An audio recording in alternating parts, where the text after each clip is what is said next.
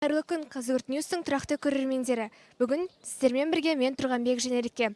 Бүгін Қазығұрт ауданындағы оқушылар үшін өте маңызды күн. Себебі олар 11 жыл бойы алған білімдерін дәлелдеу мақсатында ұлттық бірыңғай тестілеуге келіп отыр.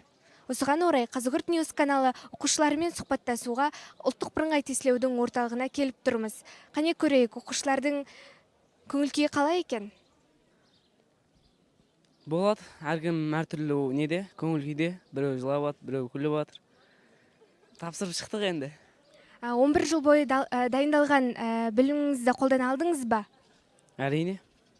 Болашақ түлектерге айтар ақылыңыз, кеңесіңіз болса бөлісе кетсеңіз. Білім оқу керек болды, басқа ештеңе айта алмаймын. Рахмет. Ештеңе қолдана алмаймыз, сосын биыл өте күрделі болған. Болашақ түлектерге айтар кеңесіңіз, ақылыңыз бар ма?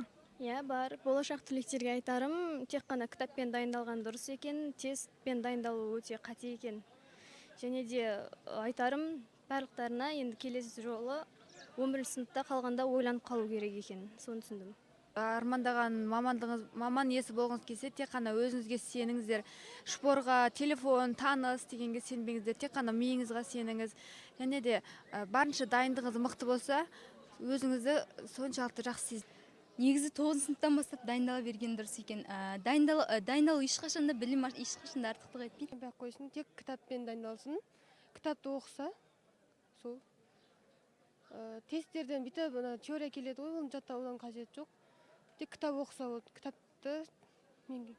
Бүгінгі алған интервьюіміздің нәтижесінде болашақ түлектерден көптеген кеңестер жинадық. Болашақ түлектерге айтар кеңесіміз: шпорға, телефонға сенбеңіздер, өз білімдеріңізге сеніңіздер, кітапты көп оқыңыздар. Басқа түлектер айтпақшы, 6, 7, 8, 9 сыныпта нағыз білім шыңдалатын кез. Сондықтан сол кездің кітаптарын жақсылап оқып, білімді азамат болып шығыңыздар. Болашақ түлектерге ұлттық бірыңғай тестілеуде үлкен сәттілік. Сіздермен болған мен Тұрғанбек Женерке.